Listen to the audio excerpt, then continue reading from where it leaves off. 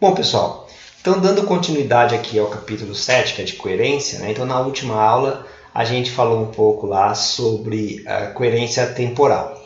Então, na aula de hoje a gente vai ver um assunto que parece, né, pelo título aqui, um pouco fora do contexto, mas vocês vão logo perceber qual que é a correlação entre o estudo da resolução espectral de um pulso de luz e o que isso tem a ver com coerência, ou com esse capítulo 7 que trata de coerência. Bom, beleza. Então vamos lá.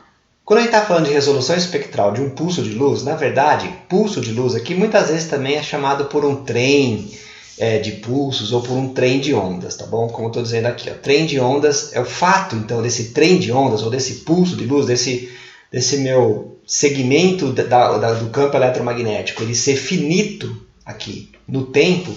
Isso, na verdade, tem uma consequência que é alterar a composição espectral desse meu pulso de luz.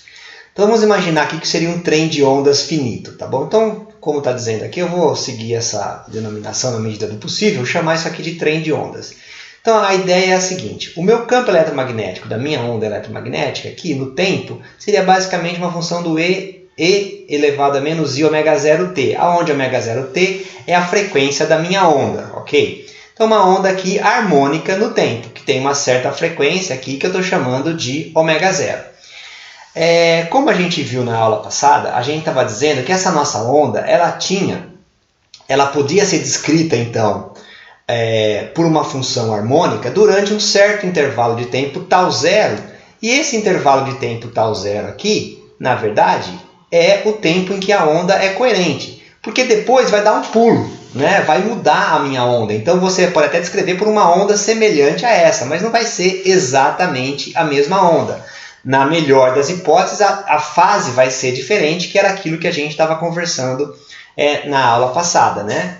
Nos estudos da aula passada. Então a fase vai ser diferente. Então a onda só pode ser descrita por uma onda harmônica bonitinha aqui, a E elevado a I ômega 0t, né, que seria a parte real disso, um cosseno, durante um intervalo de tempo de tal 0 sobre 2, de menos tal 0 sobre 2 até tal 0 sobre 2, ou seja, um intervalo de tempo tal 0. Fora disso, né, para tempos menores do que menos tal 0 sobre 2 e para tempos maiores do que tal 0 sobre 2, a onda é zero. Isso aqui é que a gente está chamando então de um trem de ondas finito, tá bom? Ou seja, a gente tem um pulso aqui, como a gente está dizendo, um trem de ondas, que ele, na verdade, ele é finito temporalmente, tá bom? E a conexão com a aula passada é que esse intervalo de tempo aqui é o intervalo de tempo em que a fase é constante, ou seja, é o tempo de coerência da minha onda. Passado esse tempo, essa onda deixa de existir e você vai ter uma onda que tem uma fase diferente, tá bom? De acordo com a argumentação ou com a ideia que a gente estava vendo na aula passada. Bom, muito bem. Então a gente sabe agora como é que é nosso campo no tempo, nosso E de t, que é essa função então que só está contida no intervalo menos tal 0 sobre 2 até tal 0 sobre 2. E como é que a gente descreve esse campo então no domínio das frequências, tá bom? Então no espaço da frequência aqui, a gente tem que fazer a transformada de Fourier. Bom, usando aí a convenção que o Zílio usa no livro dele, então a gente vai fazer o seguinte, ó, a transformada de Fourier vai ser dada assim. O E de t vai ser igual a menos integral, a integral de menos infinito até infinito, do g de ômega e elevado a menos i ômega t de ômega. Então essa aqui é a transformada de Fourier direta, né? Então quando você tem aqui a função g de ômega, né? Você sabe como é que você descreve o campo no domínio da frequência, você integra e você acha o campo no domínio do tempo.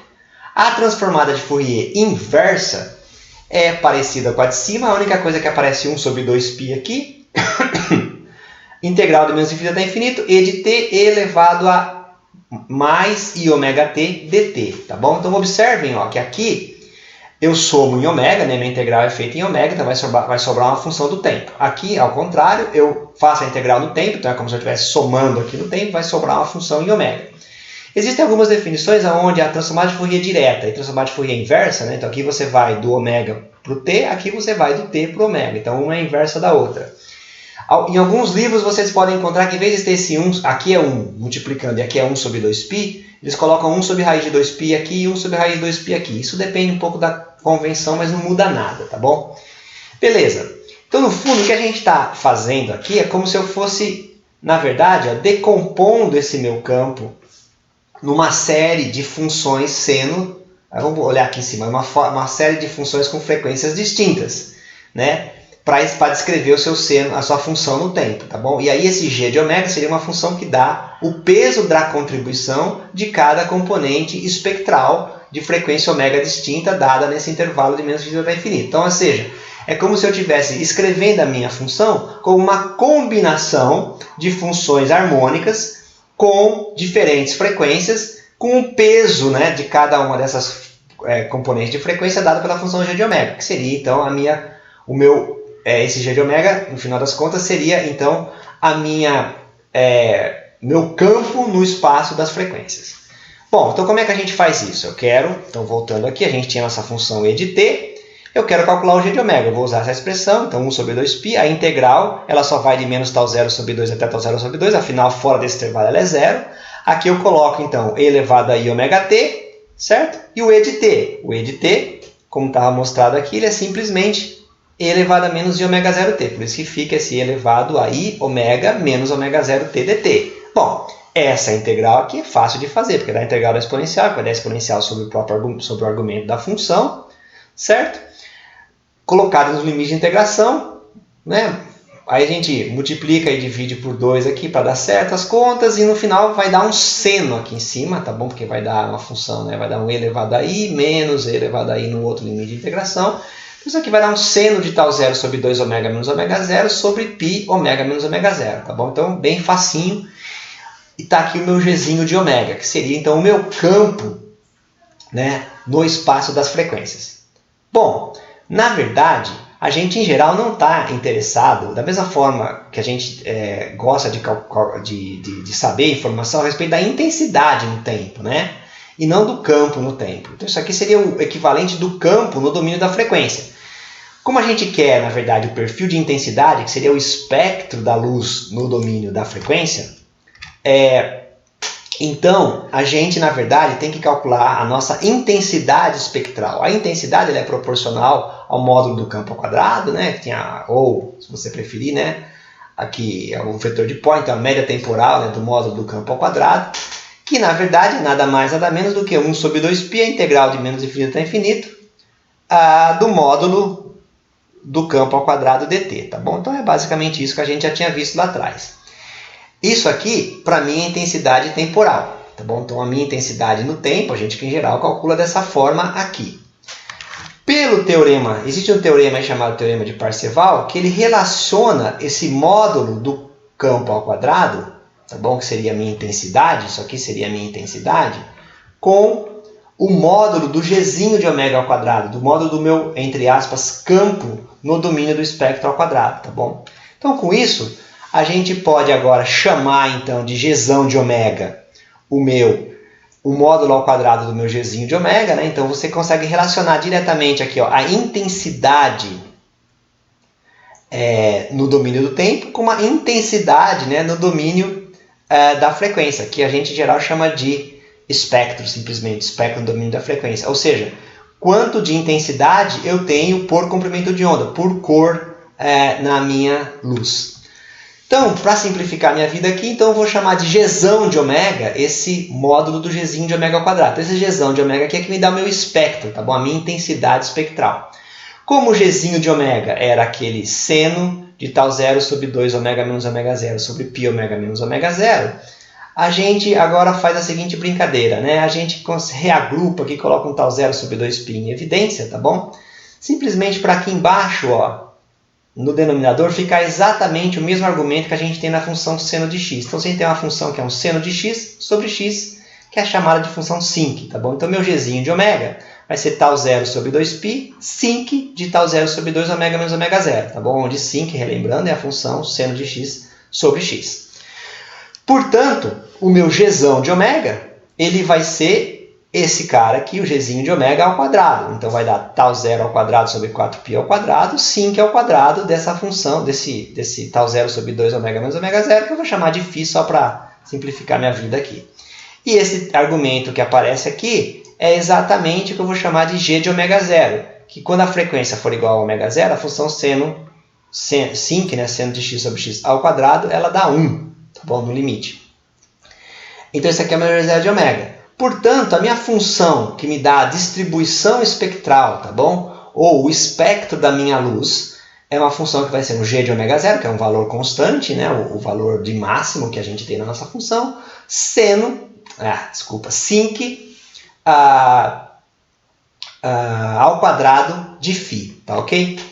Então, basicamente, aí é isso que a gente tem nesse caso. Então, o fato de eu ter aqui ó, um campo que ele é um trem finito no tempo, tá bom? Ele só vai de menos tal 0 sobre 2 até tal 0 sobre 2, implica que esse cara aí, ele tem um espectro que ele é uma função sinc ao quadrado dessa fase φ, onde φ é esse tal 0 sobre 2 ômega menos ômega 0. Para fazer um parênteses rápido aqui, se isso aqui fosse infinito no tempo, fosse uma função senoidal infinita no tempo, ao fazer a transformada de Fourier, você ia encontrar a delta de Dirac. Ou seja, se a tua função aqui não fosse contida no tempo, fosse um trem de ondas infinito, você não ia ter uma função desse tipo, seno de x sobre x ao quadrado. Você ia ter uma função que seria uma delta de Dirac muito estreita, tá bom? Então você ia ter que só ia ter componente espectral na frequência ômega zero, tá bom? Que era o que se espera se você tem uma função que ela é infinita no tempo. Mas não é o caso. O caso é, por conta da coerência, a gente tem um intervalo tal zero, e aí a minha função de distribuição espectral ela passa a ser descrita por uma função seno de x sobre x ao quadrado. Essa função seno de x ao quadrado, sinc, né, de x ao quadrado, ela tem mais ou menos essa cara que eu estou mostrando aqui, tá bom? Vocês já viram ela aparece também em interferência e assim por diante, difração. Então, a gente vê aqui que, na verdade, o que acontece é que você tem uma certa região, uma região central, onde você tem uma maior intensidade espectral, depois você tem aqui bandinhas laterais e continua, tá bom? Onde você tem menos intensidade. Então, para avaliar qual que é a largura espectral, isso aqui é o espectro, então, tá bom? Meu campo. Então, para avaliar isso aqui, você pode perguntar, mas qual, então, é a largura espectral dessa minha onda eletromagnética? Bom, uma maneira de avaliar é pegar essa parte central, onde você tem maior intensidade, né, onde maior parte da intensidade está presente, e calcular aqui esse delta ômega, né, calculando qual que é esse ômega menos e esse ômega mais. E a gente, em geral, faz isso pegando o valor de máximo dividido por 2, né, ou seja, a meia altura, tá bom? Então a gente pega a função g, calcula quais são as frequências ômega mais, ômega menos, para a qual a amplitude cai de meio, cai pela metade, tá bom? Ao fazer isso, a gente simplesmente vai encontrar aqui ó, que o g de ômega zero vai ser então o seno ao quadrado de tal 0 sobre 2, nas posições ômega mais ou menos aqui e aqui. Corta esse cara com esse cara, você vai chegar nessa equação aqui. Resolvendo essa equação, tá bom? Você vai ser capaz de determinar quem é o ômega, o valor de ômega mais, o valor de ômega menos, e a partir daí, então, determinar o teu delta ômega. Ou seja, qual que é uma grandeza, né, que te dá, assim, em linhas gerais, qual que é o conteúdo espectral do teu pulso. Fechou? O problema é que essa equação é difícil de resolver para encontrar o ômega mais e o ômega menos. Você tem um seno ao quadrado e uma função aqui que vai quadrática com ômega menos ômega zero. Então isso aqui é uma equação transcendental que é difícil de resolver, mas se você quiser saber fazer dessa forma, né, usando aqui o valor na metade da altura, né, para determinar a frequência delta ômega, é assim que tem que fazer. Em geral, a gente faz uma aproximação. Então a gente viu que o nosso pacote no espectro da frequência, né, o nosso espectro da nossa luz, ele está basicamente confinado aqui ó, entre menos π e mais π, tá bom? Quando φ é menos π é mais π, que é o primeiro zero lá da função sinc de x sobre x ao quadrado, tá bom? Então o que a gente vai considerar? A gente vai considerar o seguinte, olha que o nosso intervalo aqui, onde eu tenho mais frequências, que em vez de eu pegar meia altura, eu vou dizer o seguinte, como aqui é π, então π seria até o fim aqui de baixo. Eu vou falar que π sobre 2 está mais ou menos aqui na meia altura, tá bom? Então de menos π sobre 2 até mais π sobre 2 eu calculo aqui quanto que é a minha altura, a minha largura, tá bom? Então é assim que a gente vai fazer. Então a gente vai considerar o nosso intervalo de frequência lá de meia altura como sendo o φ mais ou menos π sobre 2, tá bom? E aí fica fácil de fazer. Porque eu vou pegar então aqui, ó, φ mais ou menos π sobre 2, eu pego o valor de φ, né, que é basicamente lá o argumento da função sinc, né, então tal 0 sobre 2 é mais ou menos, é igual, tal 0 sobre 2, abre parênteses aqui, ômega mais ou menos menos ômega 0, isso aqui é aproximadamente igual a mais ou menos π sobre 2. Com isso eu determino, não, isso aqui é facinho, né, a gente determina quem que é o ômega mais ou menos, que ele é ômega 0 mais ou menos π sobre tal 0. Fechou, então com isso a gente consegue determinar aqui quem que é o meu ômega mais ou menos, e é claro, fica fácil a gente fazer esse delta ômega. Então delta ômega é ômega mais menos ômega 0, que vai ser, portanto, 2π sobre tal 0. Olha que interessante aqui, então você já vê de cara que a distribuição, né, em frequência, que a largura espectral, ou a largura em frequência desse meu trem de ondas, ele vai com o inverso do tempo de coerência do nosso pulso, ou seja, durante o tempo em que a fase é constante, né? O tempo em que o meu pulso é finito, o meu trem de pulsos é finito. Se a gente usar agora que o ômega é 2π vezes a frequência ni, tá bom? Então aqui vai ficar 2π delta ni é igual a 2π sobre tal 0. O delta ni é 1 sobre tal 0, ou seja, a frequência, né? Não em radianos por segundo, mas a frequência aqui em hertz, ela é exatamente igual a 1 sobre tal 0. É o inverso do tempo de coerência, tá bom? É claro que você pode argumentar, pô, professor, mas depende de como é que você faz esse ômega mais, esse ômega menos, como é que você define esse delta ômega, se é meio, se não é meio. Não importa. Se não for meio, se for um outro negócio aqui, vai ser só um fator multiplicativo que vai aparecer aqui na frente. O que eu estou querendo dizer para vocês aqui, a informação relevante e importante que eu quero que vocês não se esqueçam, é que o tempo de coerência ele vai com o inverso do conteúdo espectral, tá bom? Tem alguns fatores? Tem, mas isso não importa, tá bom? Isso não vai mudar o preço do dólar, entendeu? O que vai mudar o preço do dólar aqui é saber se o teu tempo de coerência é de uma ordem muito grande ou muito pequeno, e isso é que está associado com a largura espectral. Então, se eu souber a largura espectral de uma luz, eu já consigo rapidamente estimar qual que é o tempo de coerência daquela luz, tá bom? Então a largura espectral aí está associada ao tempo de coerência. Vamos voltar então, tentar amarrar um pouco melhor agora, ainda, né? Isso daí com a nossa discussão de coerência. Então, muitas vezes as pessoas não gostam de ficar falando de tempo de coerência e tal. Então vou aproveitar para falar isso daqui. Então você pode definir em vez de você falar daquele tempo tal, né, que era o tempo, a diferença de tempo entre o campo 1 e o campo 2 para chegar no ponto P, a gente pode definir uma diferença de caminho óptico, que é L, que é C vezes tal, tá bom? Certo? A velocidade, né, é o espaço pelo tempo. Então o espaço percorrido, a velocidade da luz, vai ser igual à velocidade da luz vezes a diferença de tempo. Isso aqui dá diferença, vezes o atraso temporal tal entre um pulso e outro, né, um campo e outro. Então isso daqui, na verdade, dá a diferença de caminho óptico associado àquela diferença de atraso temporal com que os pulsos chegam no ponto P tal. Muito bem. Com isso, o que a gente pode fazer, então? A gente pode calcular o L de coerência. Quem é o comprimento de coerência, então? Bom, por associação aqui, o comprimento de coerência seria C vezes tal 0.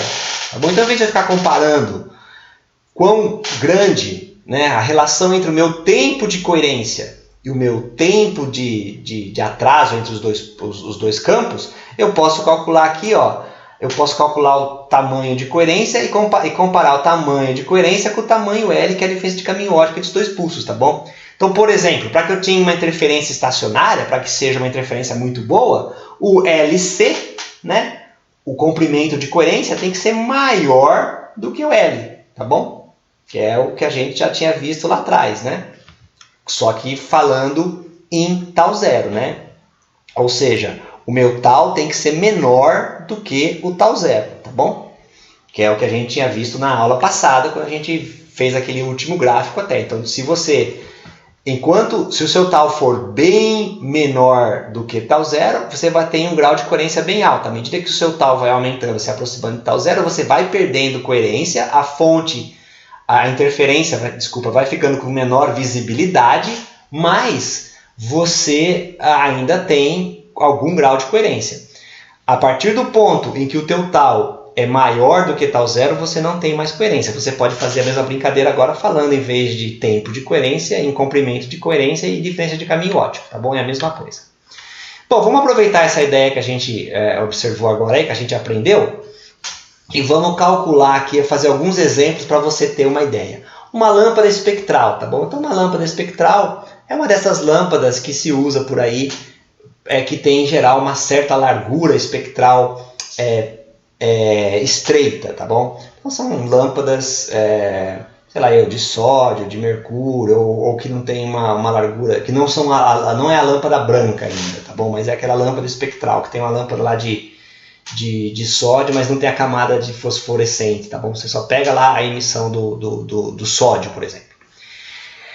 Essa lâmpada ela emite aqui, ó, em 500 nanômetros, né? 5.000 angstroms, e ela tem uma largura bem pequenininha, de 1 angstrom. Então é uma lâmpada relativamente com uma cor bem definida, relativamente bem definida.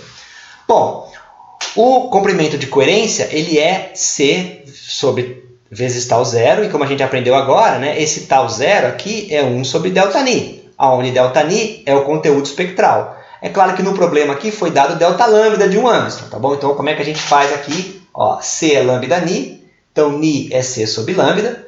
Então quem que é o ΔNi? ΔNi é C sobre lambda ao quadrado Δλ, pessoal. Lembra que tem que fazer a derivada aqui, não vai me falar que ΔNi é C sobre lambda Δλ, ou sei lá eu. Às vezes aparece cada coisa maluca, que aparece gente que pega o C aqui e escreve que C é ΔNi Δλ. Não é, tá bom? Porque frequência e comprimento de onda estão relacionados por uma razão de inverso. Portanto, ΔNi é C sobre lambda ao quadrado Δλ, tá bom? Então, fazendo a continha aqui, ó, você vai observar que ΔNi sobre Ni é igual a Δλ sobre lambda, tá bom? Então, a partir disso, a gente consegue, então, já que eu sei o meu Δλ, sei o meu lambda central, eu consigo calcular aqui o meu ΔNi, tá bom? É isso que a gente está fazendo aqui, ó, tá bom? Escrevi aqui, então, que o meu L de coerência, então, vai ser C sobre lambda Ni Δλ, ou que isso aí é igual, né? Claro, a lambda ao quadrado sobre Δλ. Colocando os números todos aí, ó, você observa, né, que você vai ter um comprimento de coerência de 2,5 milímetros. Ou seja, com uma lâmpada espectral desse tipo, se você tiver ainda com uma diferença de caminho óptico inferior a 2 milímetros, você ainda vai conseguir ver interferência, tá bom? Então, se um feixe e outro estiver chegando com uma diferença de caminho óptico menor do que 2 milímetros, então você não pode errar 2 milímetros. Se você começar a colocar 10, 1 centímetro, dançou, tá bom? Você não tem coerência, o tempo de coerência, né, ou o comprimento de coerência não permite que você veja interferência. Então, o máximo que você pode errar é alguma coisa da ordem de 2,5 milímetros para esse tipo de lâmpada. Às vezes, no laboratório de física, no laboratório de física moderna, você faz esse tipo de experimento com os sistemas experimentais que a gente tem, é tranquilo. Tá bom? Você consegue, em geral, ter precisão de deslocamento menor do que 2 milímetros. Você consegue alinhar o sistema para que os feixes não cheguem com uma distância, né, maior do que 2,5 milímetros.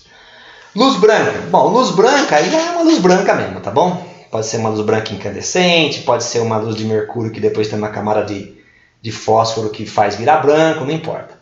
Então aqui, ó, essa luz branca, só para ter uma noção, ela é na faixa aqui de 5.500 angstroms, que é 550 nanômetros. Isso aqui dá sei lá eu que cor é Tem gente que fala que isso é verde, tem gente que fala que isso é amarelo, tá bom? É um pouquinho naquela região do verde-limão, né? Alguma coisa assim, amarelinho, já começando a amarelar. E o comprimento, a largura dessa banda, já é 1.500 angstroms, 150 nanômetros, tá bom? Veja que isso daqui é uma banda, é branco, por isso que é branco, é 150 nanômetros de largura de banda. É bem amplo o espectro, por isso que dá a sensação de branco. Se você calcular agora o comprimento de coerência dessa fonte, você vai ver que vai dar 2 microns. Ou seja, se você errar em 2 microns, né, se o caminho óptico de um feixe e o outro for menor do que 2 microns, joia, você consegue ver interferência. Se for maior, nada feito. Você não consegue fazer interferência. Ou seja, não é muito fácil você fazer interferência com luz branca, porque o comprimento de coerência é baixo. Ou, se você quiser calcular aí também, você vai ver que o tempo de coerência, né, da luz branca é curto, é muito curto. Então é claro que o seu comprimento de coerência é pequeno. Dá para fazer? Dá. Dá para fazer em laboratório avançado? Dá, mas não é fácil, tá bom? Em geral, você precisa de montagens óticas um pouco mais estáveis, porque você não pode errar 2 microns, ou errar muito mais do que 2 microns. Professor, e o laser? Então, eu peguei aqui o laser gasoso, peguei um valor geral aqui, 10 a 4 Hz. Então, o ΔNi do laser é 10 a 4 Hz, tá bom? Então, o LC, comprimento de coerência, é C sobre ΔNi. A hora que você calcula aqui, dá 30 quilômetros. Ou seja, não tem como você vai errar isso aí no laboratório. Você sempre consegue fazer interferência com laser, certo?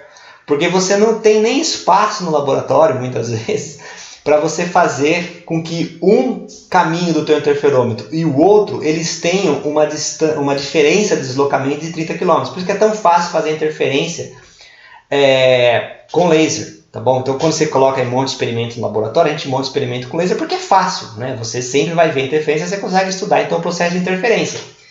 Por outro lado, né, nos nossos laboratórios, muitas vezes aparece interferência até onde você não quer, né? Você tem uma retroreflexão numa lente e esse feixe retrorefletido espalha interfere num outro feixe que está ali no sistema e babau, né? Vai aparecer franja para todo lado que muitas vezes tem que dar um jeito de se livrar delas, tá bom? Então aqui para mostrar para vocês então 3 casos interessantes, né? Então milímetro, micron e quilômetros, tá bom? Então é isso que eu tinha para falar um pouco. Então eu espero que tenha ficado claro que isso tudo vem da questão do tempo de coerência, do trem de pulso ter um tempo finito, que é o tempo que ele permanece coerente. Quanto mais tempo ele permanecer coerente, que seria o caso do laser aqui, né? No laser você tem uma coerência muito comprida, então aquele tempo de coerência é muito grande. Então, como o tempo de coerência é muito grande, o ΔNi, certo? É bem pequeno, né? E como o ΔNi é pequeno, então é claro que o comprimento de coerência é muito grande, tá bom? Bom, pessoal, então isso aqui é o que eu tinha para falar aqui dessa aula 18 do capítulo 7. Então, a gente volta então na próxima aula, na aula de número 19, para falar um pouco sobre coerência espacial. Beleza, pessoal?